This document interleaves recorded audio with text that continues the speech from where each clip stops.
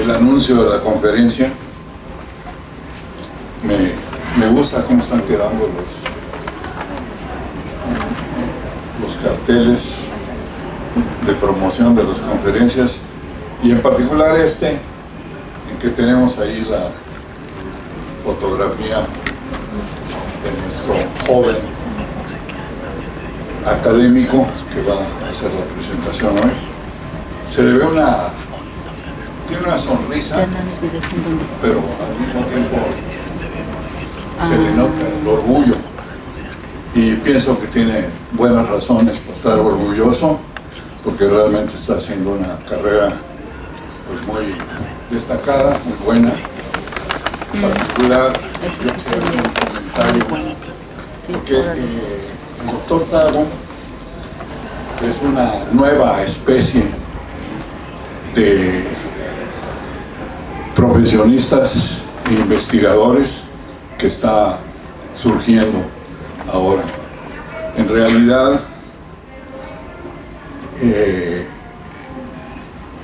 Josué representa uno de los pioneros de la informática aquí en la universidad.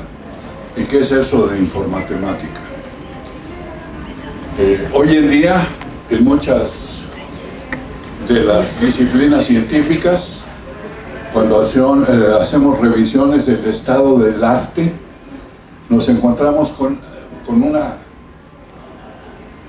lo siguiente, en particular el progreso en los estados del arte. Pues en general se habla de los progresos recientes de la disciplina de que se trate, y nos encontramos que por una parte hay una parte que es más o menos corresponde a lo que ha sido tradicional, que es simplemente el resultado de la actividad que se hace dentro del propio campo. Pero en la actualidad, además, hay otra que es igualmente importante o más, que son esencialmente la aplicación del cómputo en la disciplina de que se trata. ¿Y cómo se hace para aplicar el cómputo en cuestiones científicas? Precisamente ahí está lo nuevo. Se requiere una combinación de computación y matemáticas. Matemáticas, especialmente las de la vertiente matemática que se ocupa del exterior, porque dentro de las matemáticas hay dos grandes vertientes: una que se ocupa de los problemas internos de la propia matemática, y otra que vincula a la matemática con el mundo, y en particular con las otras ciencias. Entonces, precisamente, Josué ha sido muy exitoso en la informática. Su asociación, en particular con el doctor Víctor Manuel Cruz Atienza, ha sido sumamente fructífera, y precisamente en esta ocasión nos va a hablar de él mismo. No se dice sismólogo, probablemente porque conserva su identidad como informático. No sé si eventualmente se convierte en sismólogo, es posible, pero igualmente puede seguir con esta línea que ha seguido por ahora, porque él mismo, como digo, todavía no se considera sismólogo, no lo expresa así. Y nos va a hablar del estudio de los sismos lentos en la brecha de Guerrero. Antes de dar la palabra, sí quisiera comentar, él recientemente, precisamente el doctor Víctor Manuel Cruz Atienza recibió una distinción muy grande, al considerarse entre los 10 más importantes científicos que hicieron contribuciones en 2017. Y precisamente la parte de informática de todo ese trabajo pues ha estado en gran medida a cargo del doctor de Tago, o sea, del doctor Josué Tago Pacheco. Como digo, nos va a hablar del estudio de los sismos lentos en la brecha de Guerrero, leí, estuve revisando el resumen, realmente es muy interesante, pues los dejo con ustedes. No me ocupé mucho del currículum porque el tío desde luego tiene un doctorado, muy buen doctorado, además él hizo una estancia postdoctoral en Europa, también muy exitosa, pero yo creí que, dada la importancia de lo que ya ha hecho, como que es secundario su currículum. El currículum es un poco más estándar y realmente lo que ha hecho sí es muy distinguido. Adelante. Pues muchísimas gracias por la presentación. Me siento muy contento de regresar al Instituto de Geofísica. Gracias de nuevo por invitarme a dar una conferencia. El día de hoy voy a hablar sobre el estudio que hemos hecho sobre sismos lentos en la brecha de Guerrero. Mis colaboradores forman parte del Instituto de Geofísica. Aquí hay dos de ellos. Muchas gracias. ¿De qué voy a hablar? Este estudio surgió dentro del marco del proyecto SATREPS, entonces voy a hablar un poquito de este proyecto. También de inversiones previas que se han hecho de sismos lentos en la brecha de Guerrero, los parámetros que nosotros estamos invirtiendo. Después, el algoritmo con el que nosotros hemos desarrollado para, de alguna forma, también trabajar el problema directo. Cómo modelamos el problema de inversión dentro del marco de optimización con restricciones y el algoritmo que desarrollamos. Finalmente, hablaré de las implementaciones numéricas, cómo verificamos el algoritmo, y lo que hemos empezado a hacer fue analizar parte del sismo lento del 2014. Termino con conclusiones y trabajo futuro, que el trabajo futuro es lo que más hay. Esta es una imagen que todos sismólogos conocen. Voy a hablar un poco para los que no sepan, de lo que es una brecha sísmica y de lo que son los sismos lentos. Una brecha, sabemos que muchos de los sismos ocurren en el contacto entre placas, como en el sur de México tenemos una zona de subducción donde la placa de Cocos subduce por debajo de la placa continental, y en la zona donde hay mayor acoplamiento es donde se producen los sismos. Una brecha sísmica se conoce así porque es una región en la cual no se han generado sismos de una magnitud, digamos, importante dentro de cierto periodo de tiempo. En esta imagen podemos ver proyecciones en superficie de las regiones que han roto para distintos sismos. Por ejemplo, el sismo del 85, aquí está la zona que rompió, y aquí vemos que justamente en Guerrero no se ha producido un sismo de una magnitud importante. Esto se sabe desde hace mucho tiempo. De hecho, en una ocasión, platicando con el doctor Gerardo Suárez, nos platicaba lo que había sucedido después del sismo del 85. Él era investigador del instituto y pues no se tenían, la información no llegaba, no sabían qué había sucedido.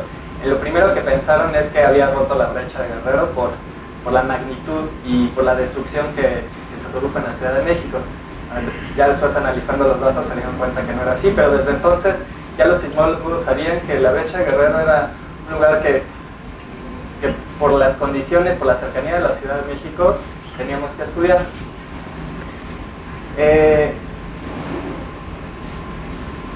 Se asume que esta zona tiene un poco acoplamiento y por lo tanto no ha roto con un gran sismo. De cualquier forma, fue a principios más bien a finales del siglo pasado, donde el doctor Costas-Godó instaló las primeras estaciones GPS en México, y se dieron cuenta que, como en otras regiones de subducción en el mundo, se producían sismos lentos. ¿Lo que es un sismo lento?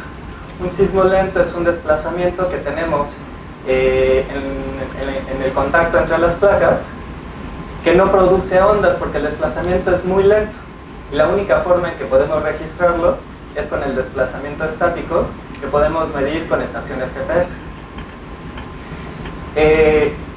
Entonces ya sabemos que de alguna forma se está liberando cierta energía elástica, pero todavía no conocemos muy bien cuáles son las condiciones de acoplamiento.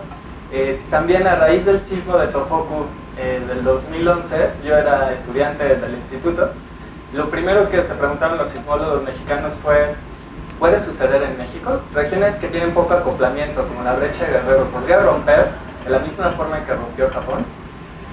Entonces, pues esas preguntas han motivado a que se realicen estudios en esta zona para conocer el acoplamiento, y de alguna forma la meta final es estimar la evaluación del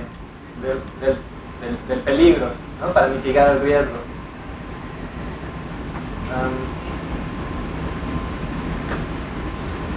En 2015, un grupo de investigadores japoneses se acercaron a México con el objeto de establecer un megaproyecto binacional que lleva como nombre este tipo de proyectos SATREPS.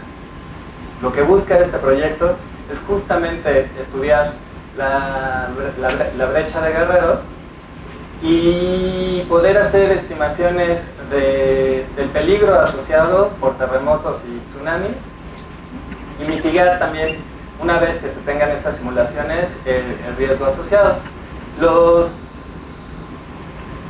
El proyecto comenzó en el 2016, es 5 años, es un proyecto muy grande. Los PIs del proyecto, de la parte por Japón, es el doctor Ito, y de México es el doctor Cruz Atienza. Se formaron 3 grupos. El grupo A consiste en el monitoreo sísmico y las observaciones geodésicas, y tenemos 2 tipos de grupos dentro del grupo A: uno con observaciones en tierra y otro en mar.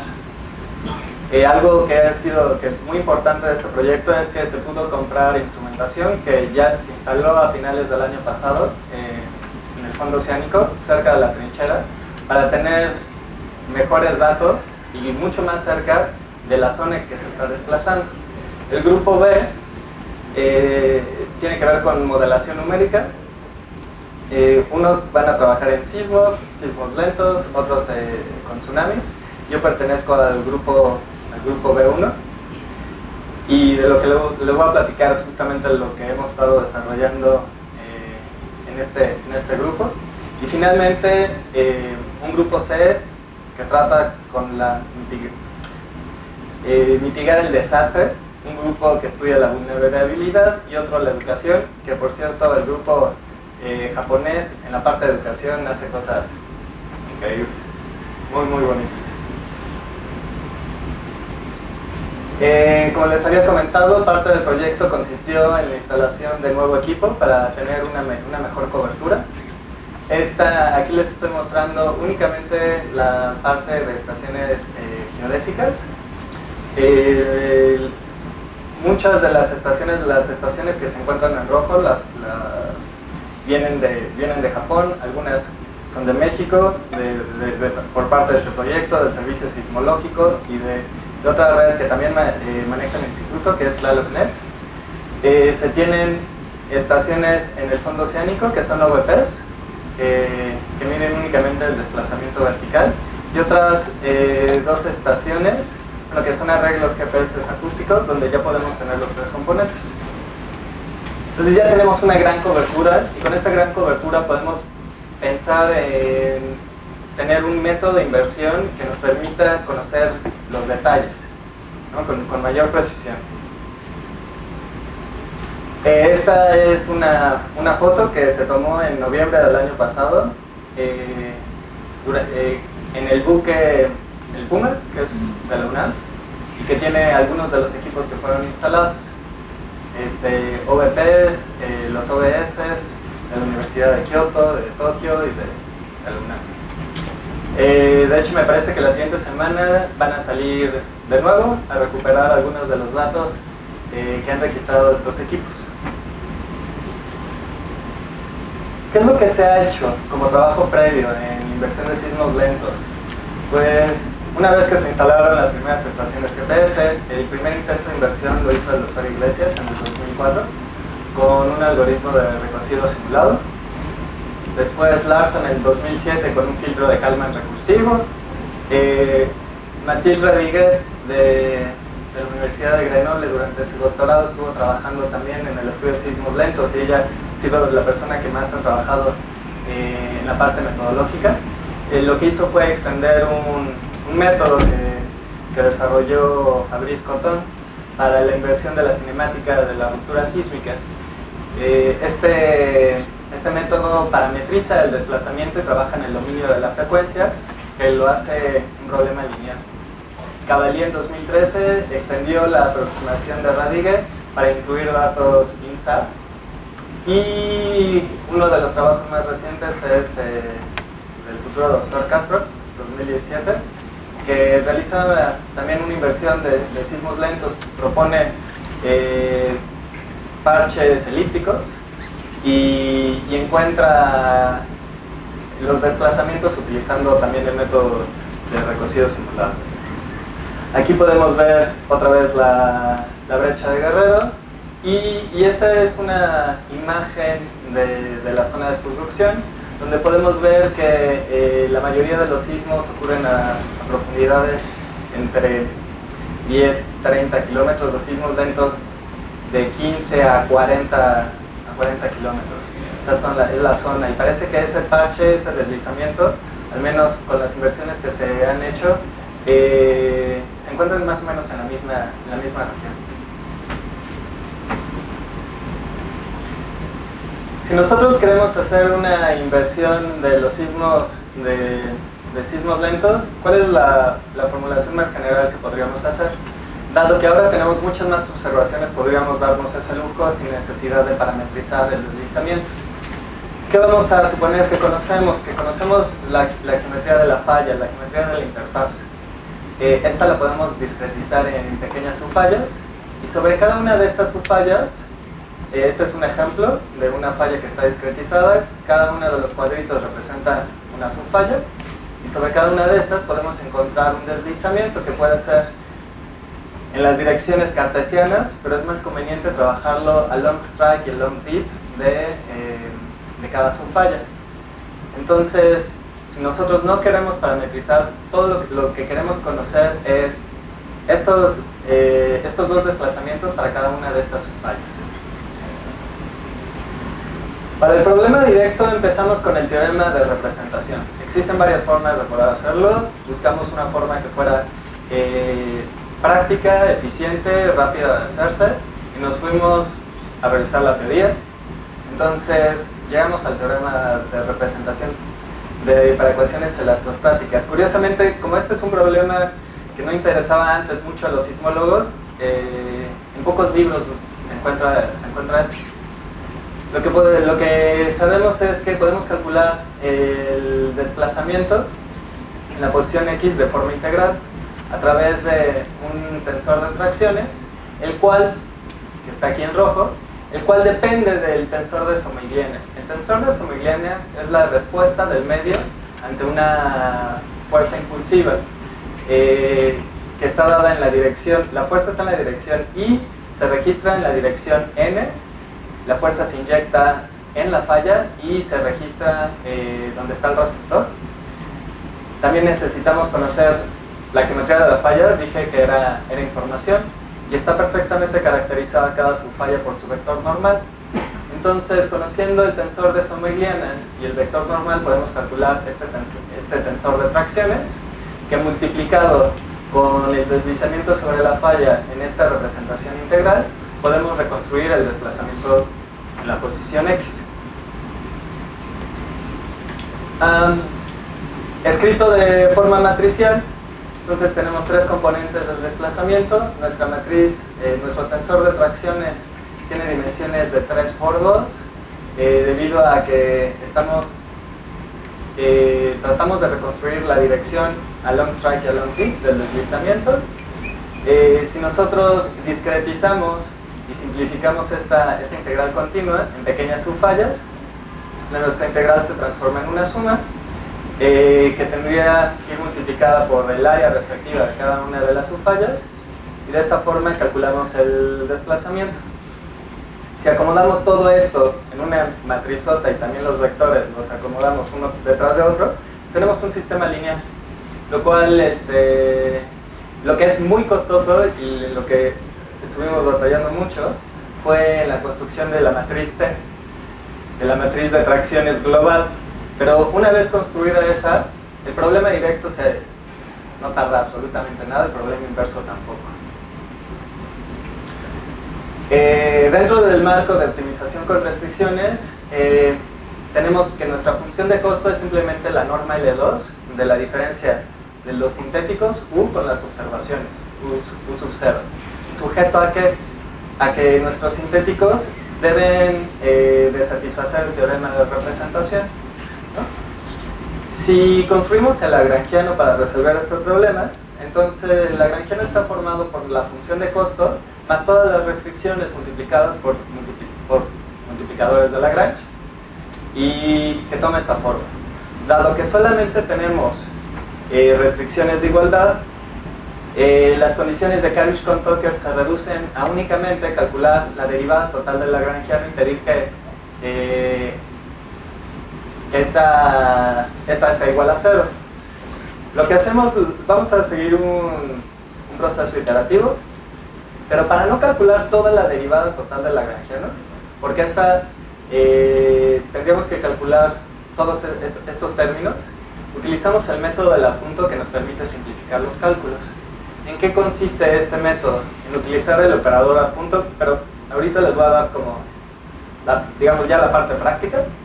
Si queremos eliminar el gradiente del lagrangiano con respecto a los multiplicadores de Lagrange, entonces, si lo queremos hacer 0, basta con resolver un problema directo. El desplazamiento del problema directo, después lo vamos a utilizar para hacer que este término sea igual a 0. Este término igual a 0 implica encontrar una fuente adjunta. La fuente adjunta va a ser la diferencia de las observaciones con el desplazamiento que encontramos previamente. Para finalmente el problema adjunto, si trabajamos en esta formulación ya matricial, que resulta mucho más sencillo, el operador adjunto es simplemente la transpuesta del operador de tracciones. Con ecuaciones diferenciales parciales pues, tendríamos que encontrar cuál es el operador asociado, que afortunadamente la ecuación de onda es autoadjunta y la ecuación de la prostática también. Pero bueno, aquí nos olvidamos de eso, simplemente la multiplicación del operador adjunto por los multiplicadores de Lagrange.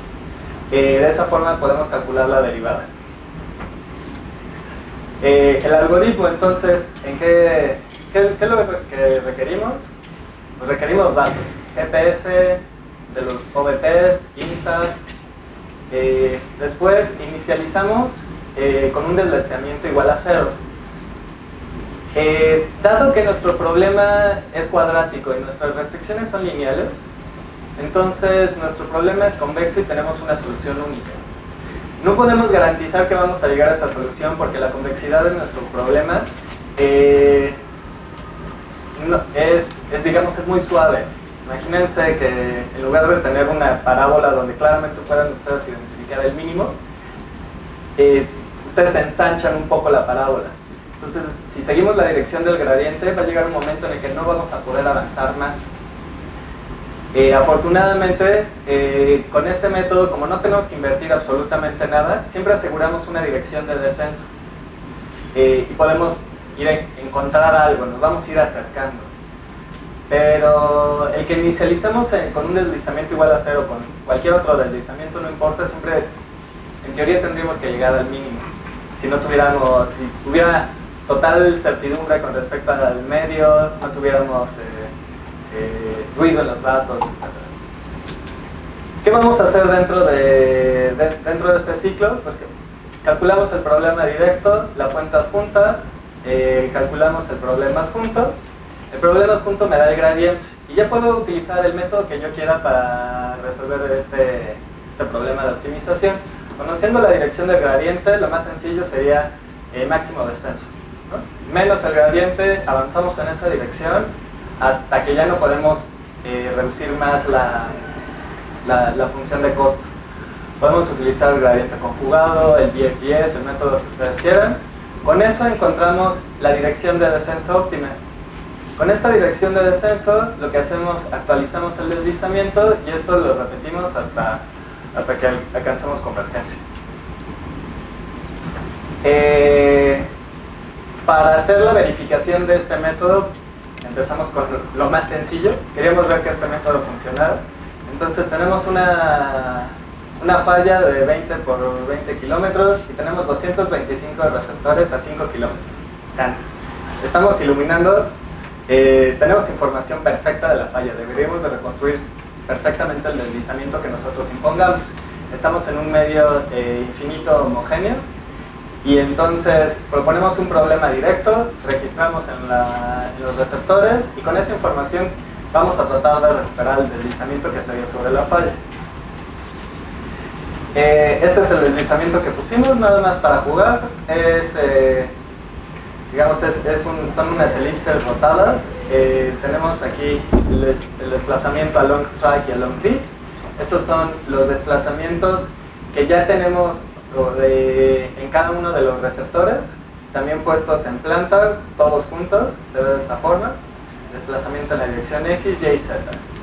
Entonces el problema consiste en, con esta información yo quiero reconstruir el deslizamiento. Calculando únicamente el primer gradiente nos tendría, si empezamos en cero, nos tendría que arrojar algo de información con respecto a al menos la forma del deslizamiento. Aquí vemos el primer gradiente y este es el deslizamiento original. Podemos ver que ya de alguna forma se ve más o menos cómo estaba el deslizamiento. Por supuesto es el negativo, ¿no?, del deslizamiento original. Pero bueno, incluso las orientaciones no están muy bien. Pero si ustedes trabajan con el gradiente y lo hacen de forma iterativa, como lo vimos en el esquema, esto es lo que obtenemos. Este es el deslizamiento invertido y este es el deslizamiento original. Y como pueden ver, realmente es la solución. Y esto fue con el primer método que utilizamos, que fue el descenso simple, con unas poquitas iteraciones y logrando una buena reducción de la función de costo. Lo que queríamos era, primero, caso sintético, sencillo, la falla bien iluminada. ¿Podemos resolver el problema? La respuesta es sí. Realizamos algunos análisis de convergencia y de costo computacional. La convergencia utilizando estos tres métodos: descenso simple, máximo descenso, gradiente conjugado. Entonces la primera iteración se sigue menos el gradiente, las siguientes iteraciones son de descenso pero son conjugadas.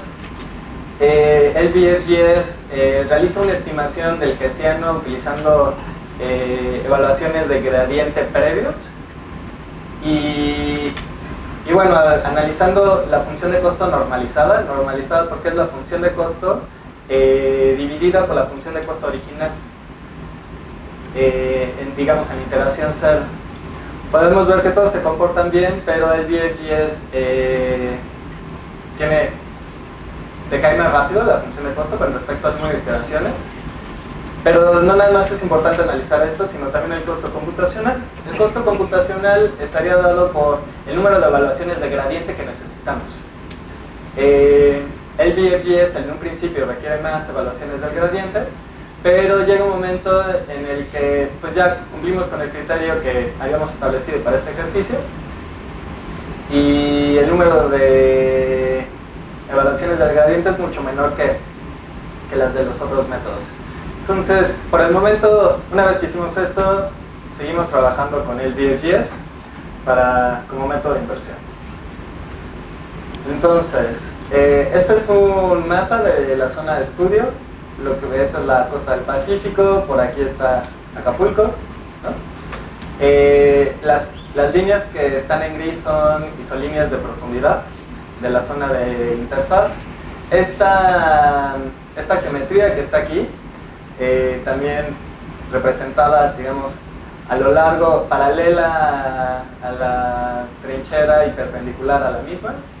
Aquí está Acapulco. La obtuvo, fue la que utilizó Radiger en el 2016, que está fuertemente basada en la geometría propuesta por la doctora Scholle. Aquí estoy graficando también los vectores along strike y along deep para ver que lo estamos haciendo bien, y es realmente sobre esta donde nosotros queremos recuperar el deslizamiento. Un análisis, lo primero que tendríamos que hacer es un análisis de sensibilidad. Existen varias formas de hacerlo. Empezamos con lo más sencillo, que es hacer un checkerboard test.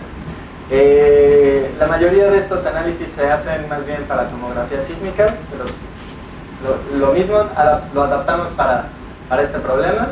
Es como una tabla un tablero de ajedrez, donde en cada uno de los cuadrados imponemos, en uno imponemos un deslizamiento, en otro no, en otro sí, en otro no. El deslizamiento que estamos poniendo en cada uno de estos parchecitos es de 30 centímetros. La diferencia entre estos dos es que aquí consideramos una interfaz plana a 40 kilómetros de profundidad, y aquí la interfaz propuesta por Radiger. Vemos que esta ya es la inversión. Vemos que donde tenemos muchas estaciones podemos reconstruir bastante bien ese deslizamiento. Incluso también aquí, en zonas más profundas perdemos resolución, nos empieza a meter un poquito de ruido, el cual podríamos reducir con estrategias de regularización, de las cuales voy a hablar un poquito más adelante. Pero bueno, entonces parece que las cosas están funcionando bien, tenemos muchas estaciones. Aquí ya estoy poniendo las estaciones en el mar. De cualquier forma, esto sigue siendo un medio totalmente homogéneo, ¿no? Elástico al infinito, pero digamos la resolución está más asociada a la distribución de las estaciones que al medio en sí. También fue un análisis que hicimos posteriormente. Para las estaciones que se encuentran en el fondo oceánico, solamente estamos invirtiendo el componente vertical, donde tenemos sobrepes, lo cual también es muy fácil de implementar en el método.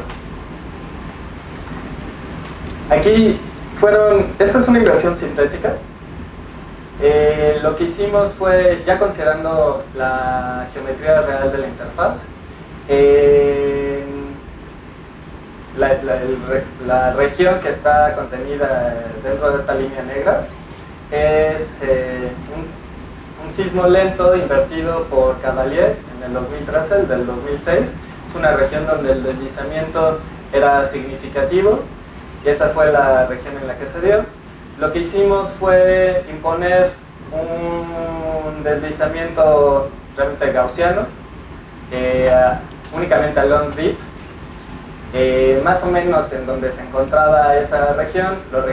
Hicimos la simulación sintética, registramos en las estaciones, y después invertimos para ver si con la cobertura de estaciones que teníamos, sin ruido ni nada, podíamos reconstruirlo. Y el resultado que tenemos es bastante bueno. Este es el resultado de la inversión, el problema directo de inversión. Como les digo, aquí tenemos algo de ruido, pero en realidad no importa. Creo que con esta cobertura, gracias al proyecto SATREPS, vamos a poder realizar inversiones con mucha calidad, ¿no? Realmente vamos a poder observar muchos detalles. Lo que hicimos fue, bueno, antes se habían hecho estudios previos, inversiones de otros sismos lentos. Decidimos empezar a utilizar datos reales con el sismo lento del 2014. Este sismo lento se dio en la brecha de Guerrero. Tuvo una duración aproximada de 11 meses y una magnitud equivalente a la de un sismo, una magnitud del momento de 7.6. O sea, realmente la cantidad de energía que se liberó fue muchísima. En un artículo del 2016 se demostró que este sismo lento indujo el sismo de Papanoa del 18 de abril.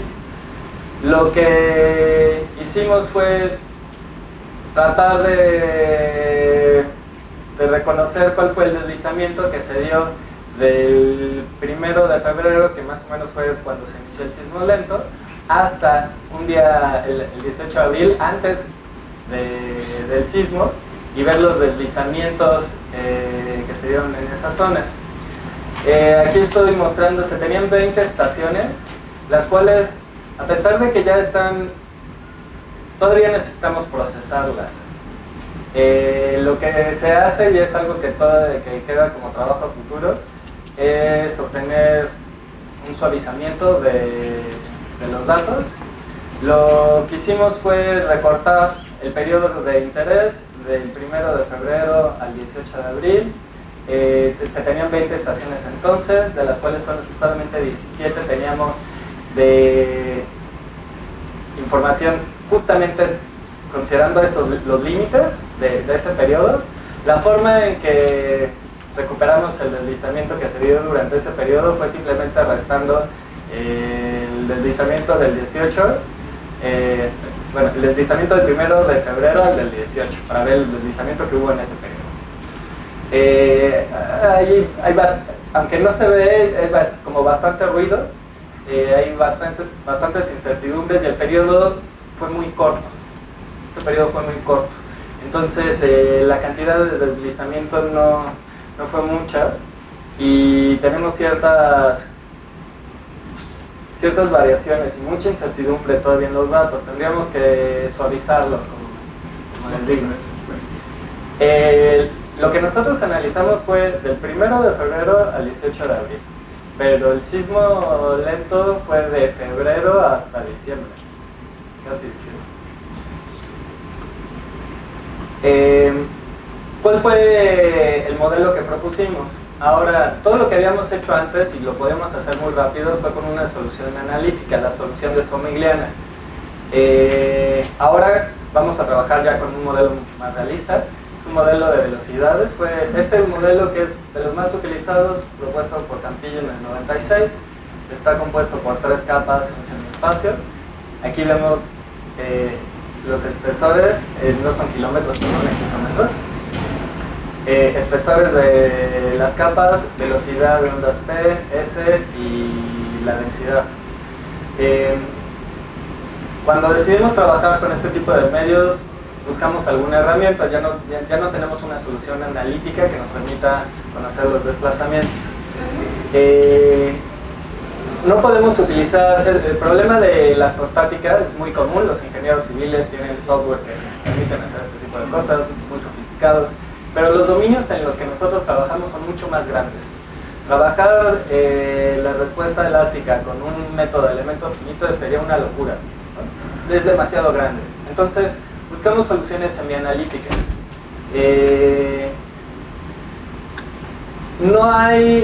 Existen algunos pocos algoritmos que permiten calcular el tensor de Somigliana, que es el que necesitamos, para conocer la respuesta elástica. Entre ellos está el código de Wang, que él trabaja en Alemania, de Woolrich, creo, que está en Cambridge, y ya, son los únicos códigos que yo encontré. Y lamentablemente son muy rígidos y no nos permitían hacer cosas que nosotros necesitamos, no nos funcionó. El código que utilizamos por excelencia en sismología para reconstruir sismogramas, para hacer sismogramas y con los que comparamos nuestros métodos numéricos, es AXITRA, desarrollado esta última versión por Olivier Couton en la Universidad de Grenoble. ¿Qué es lo que hacemos? Entonces lo utilizamos y nos quedamos con el deslizamiento final. Resulta bastante costoso y engorroso hacer eso, pero además teníamos que... Esto fue un rollo. Esto me quitó varios días de sueño. Logramos tener un cálculo automático utilizando AXITRA, sin nada de ruido, modificando la fuente para trabajar con la menor cantidad de frecuencias necesarias, porque la frecuencia que nos interesa es la frecuencia cero. Pero bueno, como les comento, fue bastante complicado, lo pudimos hacer. Para las 20 estaciones requerimos de 23 horas de cómputo utilizando Axitra. Y Axitra es rapidísimo, pero los que han utilizado Axitra lo saben. Fue muy difícil hacer el tuning de los parámetros. Pero bueno, lo pudimos hacer y tenemos nuestro tensor de Samoylian y por eso pudimos calcular las fracciones. Aquí ya está un ejemplo de la inversión, la primera inversión que obtuvimos. Entonces, la función de costo se reduce significativamente hasta el error numérico. Estamos graficando los desplazamientos verticales y horizontales en cada una de las estaciones que teníamos. Están totalmente empalmadas, por eso se ve como si solamente estuviéramos imprimiendo una, pero están las dos. ¿Cuál es el problema aquí? ¿Y qué es lo que pasa con inversiones elásticas? Que donde están las estaciones y sienten deslizamiento, se van a profundidad y ahí lo imponen, ¿no? Por eso se ve como manchas donde se encuentran las estaciones y ahí se produce el deslizamiento lo pone donde quiere, no hay una homogeneidad ni una mancha que se esté como propagando, nada, ¿no? Este tipo de problemas esperamos que no tengamos con todas las estaciones que se instalaron con Sapreps. Sin embargo, bueno, también queremos resolver este tipo de problemas. ¿Qué fue lo que impusimos? Condiciones de regularización. La función de costo regularizada antes era simplemente la norma de las diferencias de los desplazamientos, ahora tiene todos estos términos. Todos los términos que están en magenta son términos de regularización y es la función de costo sujeta también a nuestro problema directo que ya está de forma matricial. Voy a explicar cada uno de estos términos. Bueno, ahí está el parámetro beta. Parámetro beta es un hiperparámetro que nos multiplica todos los términos de regularización y nos permite ajustar qué tanto peso le damos a la regularización con respecto a la función de costo. La función de costo ahora también va pesada por una matriz de datos, de peso de datos, que es una matriz diagonal que contiene la inversa de la varianza de los datos. Y algo que es, bueno, de la forma en que a nosotros nos dieron los datos, el doctor Constantador, no solamente viene el deslizamiento, sino también viene ya la varianza. Entonces esta es información que tenemos y que podemos meter y formar esta matriz. La solución regularizada también va pesada cada uno de los términos con respecto a esta matriz ahora de peso del modelo y que penaliza deslizamientos en profundidades donde no tiene sentido. Menores a 15 kilómetros, mayores a 50, podemos encontrar una zona donde estamos, digamos, esto lo podemos modificar. Vamos a ver cada uno de estos. Entonces, términos de regularización. El primero lo que hace es busca que la solución que obtengamos no solamente satisfaga, reduzca la función de costo o la norma del residual, sino también que la solución sea mínima, porque queremos minimizar también esto, la norma pesada de los deslizamientos. Esto también mejora la convexidad de nuestra solución y reduce de alguna forma la dimensión, el tamaño del espacio nulo. El otro término penaliza ahora, lo que queremos no solamente es obtener la solución de mínima energía, sino también queremos tener una solución que sea suave. Para tener una solución que sea suave tenemos que trabajar, penalizar la derivada. Y esto es lo que estamos haciendo aquí.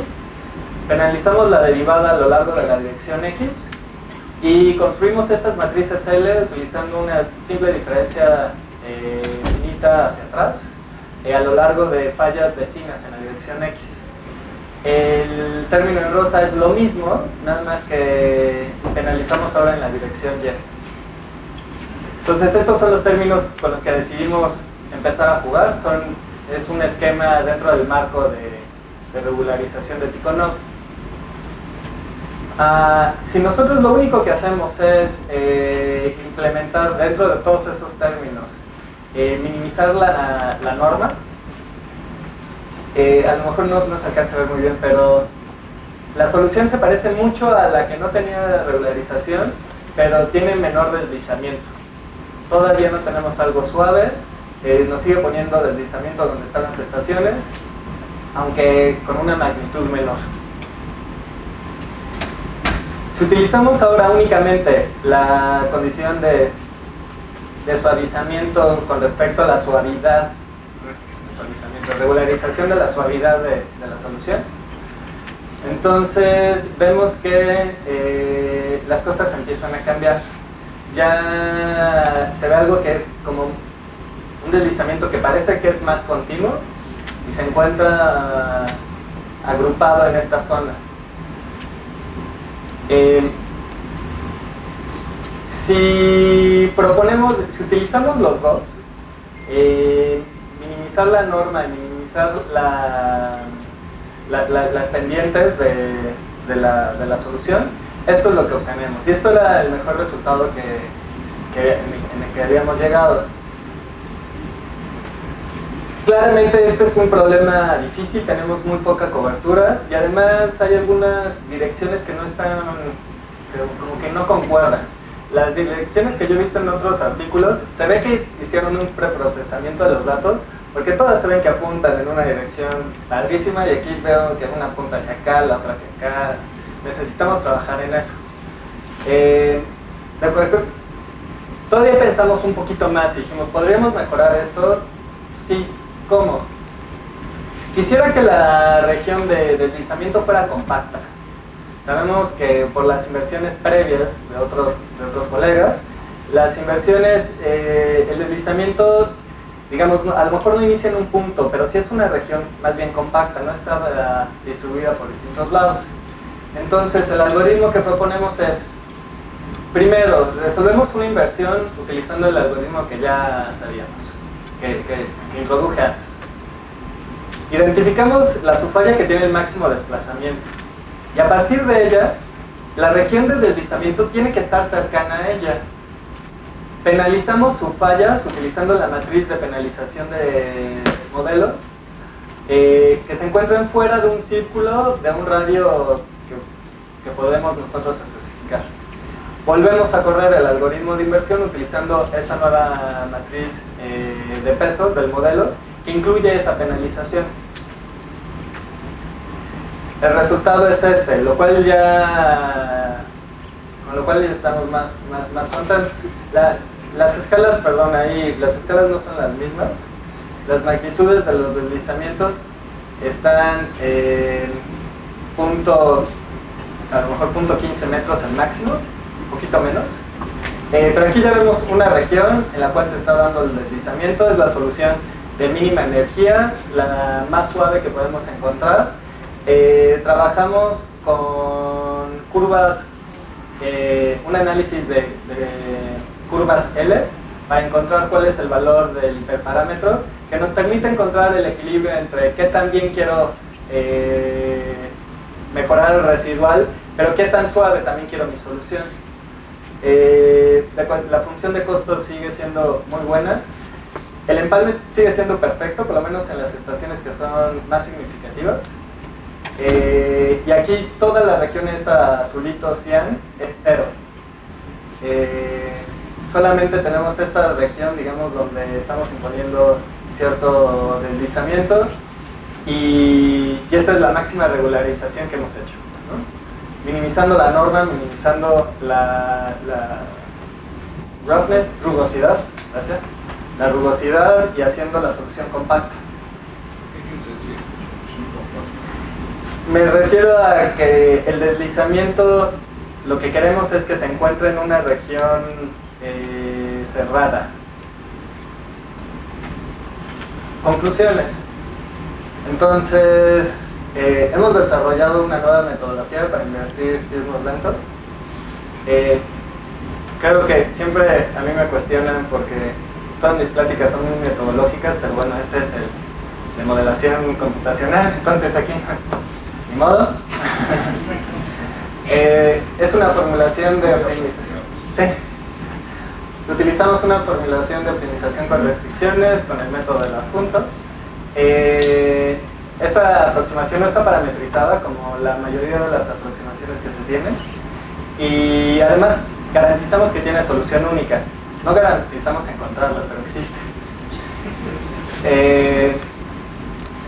Implementamos distintos términos de regularización para mejorar la solución: mínima norma, minimal roughness y una región compacta de deslizamiento, para tratar con una cobertura pobre de las estaciones y también con ruido en los datos.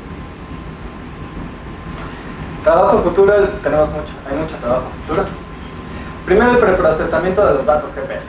Al momento de que yo encontré cuál era el deslizamiento, las cosas, por eso tenemos esa solución también, ¿no? Si tuviéramos una mejor cobertura y con todas las estaciones apuntando donde deberían de apuntar, entonces nuestra solución del deslizamiento sería mucho más cercana a la esperada. Necesitamos paralelizar el problema directo. Afortunadamente es altamente paralelizable, y eso lo podemos hacer, pero tiempo, es cuestión de tiempo. Si ustedes conocen algún otro esquema numérico rápido, eficiente, que nos permita calcular las funciones de Sommigliana, por favor díganme, se los agradecería mucho. Ahora solamente necesitamos integrar esto en el tiempo para hacer esta inversión de forma consecutiva, y utilizar inversiones previas para utilizarlo como modelo a priori, comparaciones numéricas con resultados previos, resolución espacial, finalmente trabajar con datos INSAR también, con algunos colegas de Grenoble, y en junio voy a la Universidad de Kioto a trabajar con el doctor Nishimura para hacer un análisis del acoplamiento. Si conocemos el deslizamiento, podemos estimar el acoplamiento. Y eso es todo. Gracias.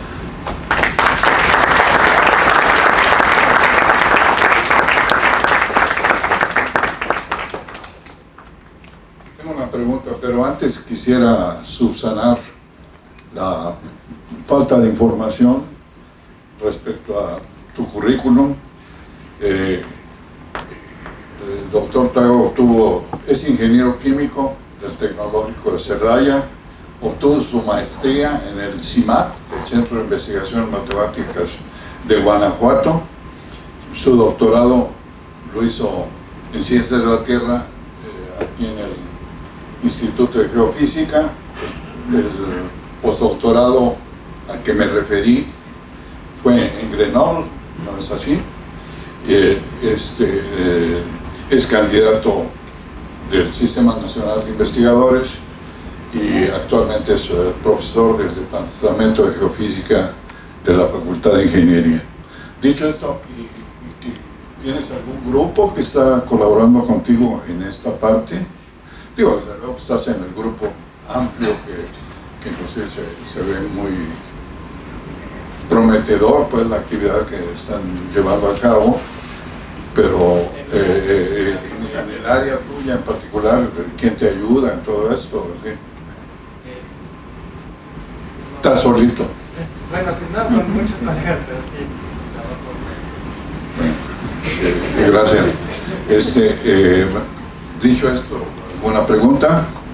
Sí, adelante.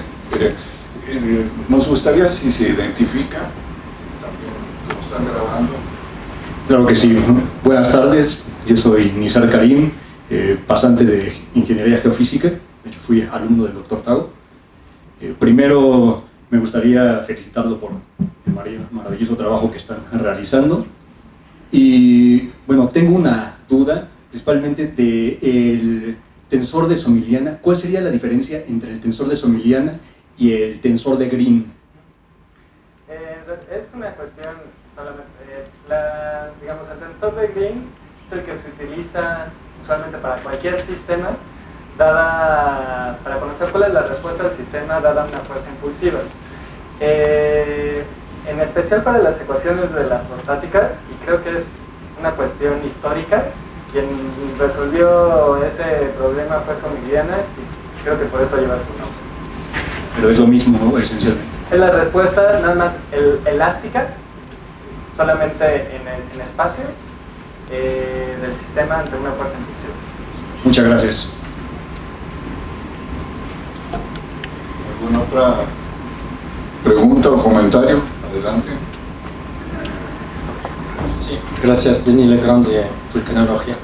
No entendí si al final usaste Axitra para... Sí. ¿Y por qué no usas un programa que calcula directamente el estático sin toda la parte No dinámica? encontré. Pero tienes Savage, tienes Okada, todo este tipo de programa, ¿no? Okada para un, digamos, superficie libre, pero espacio homogéneo. Entonces, no. Y el otro no lo conozco, pero sí. Sí, es Okada. Ah, entonces. Es Okada. Ah, ok. No. Sí, Okada lo puso en computación. Ah.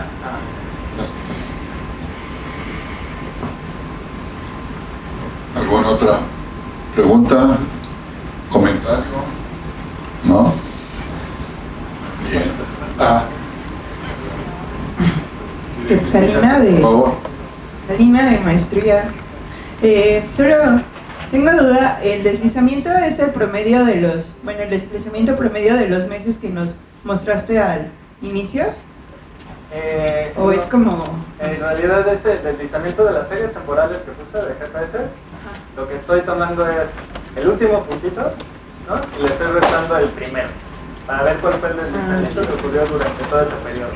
La idea es después tomar ventanas de tiempo y realizar simulaciones para distintas ventanas, utilizando inversiones previas como información a priori, y hacer algo, digamos, que cambia con el tiempo, para ver cómo ha sido la evolución del sismo lento en el tiempo. Gracias. Bien. Pues si no hay más preguntas, muchísimas gracias. Aquí.